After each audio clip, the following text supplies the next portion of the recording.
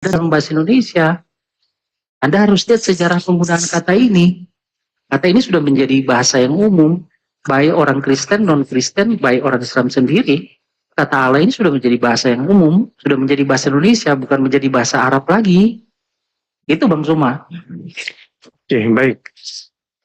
Itu alasan ya. Mohon maaf nih, saya harus mengatakan alasan orang kepepet gitu ya. Karena kata Allah dengan Latin ALLAH ini dalam KBBI itu adalah nama Tuhan dalam bahasa Arab. Coba Anda buka KBBI sekarang. Kalau Anda menggunakan ejaan EYD atau ejaan apapun yang Anda katakan bahwa orang Kristen sudah punya hak untuk menggunakan itu, nggak ada. Allah itu tetap aja nama Tuhan dalam bahasa Arab. Silakan Anda tampilkan KBBI. Nah, kalau Anda mengatakan bahwa sudah diadopsi, sabar dulu Bang.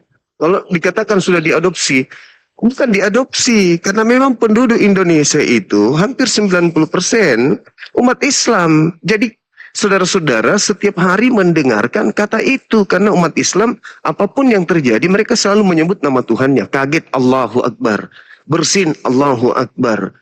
Kemudian mereka kesandung batu Allah, Allah, Allah. Akhirnya kalian ikut-ikutan.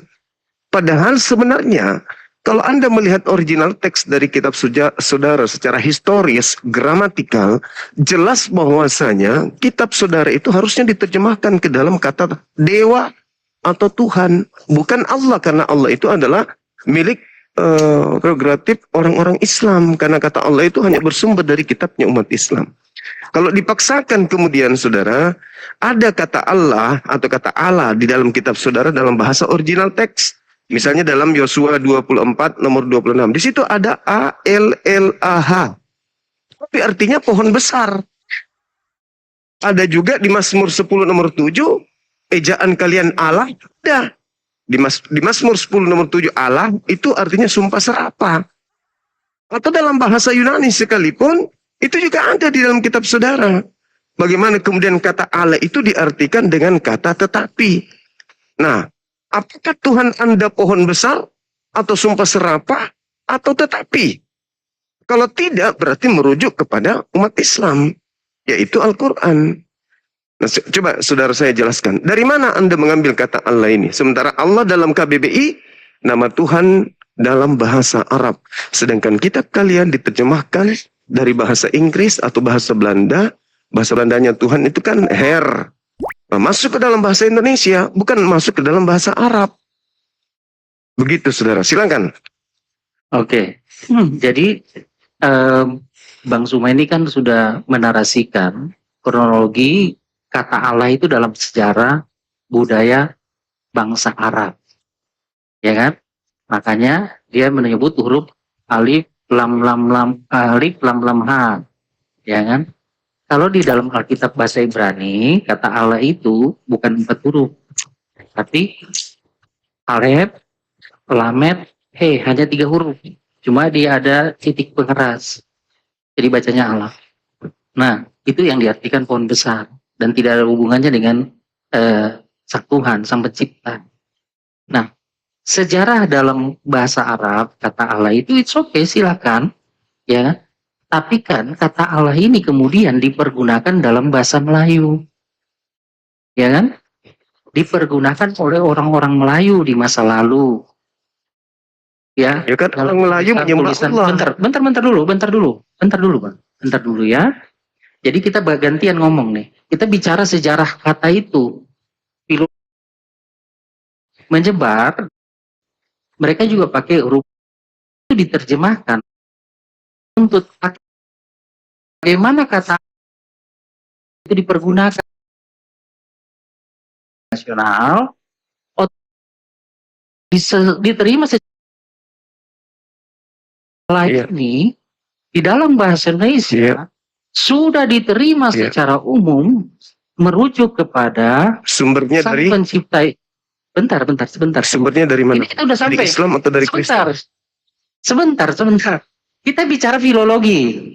Ya, sejarah kata itu, sejarah kata itu kita sampai pada satu titik di mana kata Allah itu diterima oleh semua orang-orang yang beragama apapun di dalam Di mana negara itu, kesatuan Bang? Indonesia. Di mana itu, Bang? Saya Orang kasih bebas. tahu.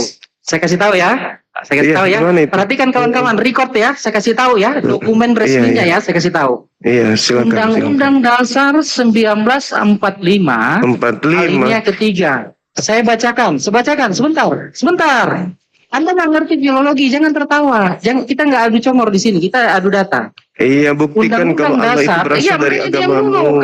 Kenapa kepanasan? Kita ini bicara filologi Indonesia. Sumbernya dari Terserah mana apapun kata Allah itu agamanya. dulu? Ketika Sumbernya dari mana? menerima, bentar.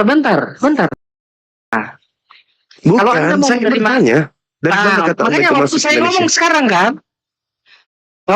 sekarang kan, Anda kan bertanya mana Jangan, buktinya? bingung. Anda bingung mau ngomong apa? Oke, sekarang kamu Iya, ngomong silakan. duluan, nanti saya lanjutkan. Kamu ngomong duluan, silakan. Karena kamu bingung. Kamu bingung mau Loh, kenapa saya bingung? gitu. Kamu yang motong saya. Kamu bingung. Silakan coba. Sumber sebelum Nusantara menggunakan Oke. kata Allah itu dari mana Bang, ini coba? kita Sumber. Oke ya. Sumber. Saya masih Dari harus kitab suci mengulangi Anda atau lagi. dari kitab suci saya?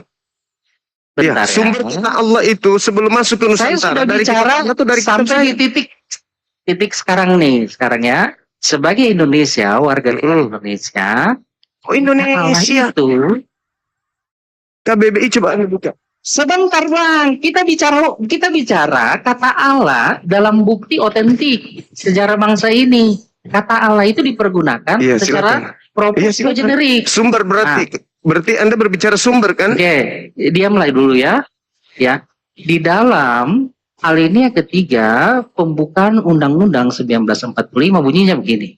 Atas berkat rahmat Allah yang Maha Kuasa dan dengan didorongkan oleh keinginan luhur, semua elemen ya Indonesia di dalam sidang BPUPKI persiapan untuk kemerdekaan Indonesia menerima teks ini baik dari wakil Kristen, baik dari wakil Hindu, baik dari wakil Islam.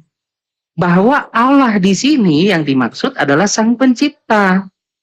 Ya, jadi kata Allah di sini secara nasional diterima sebagai generic name.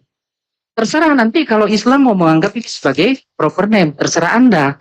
Tetapi secara konstituen dan undang-undang kata Allah di sini bukan milik Islam saja jadinya. Karena Undang-Undang Dasar 1945 jadi dasar buat semua elemen bangsa ini dari agama manapun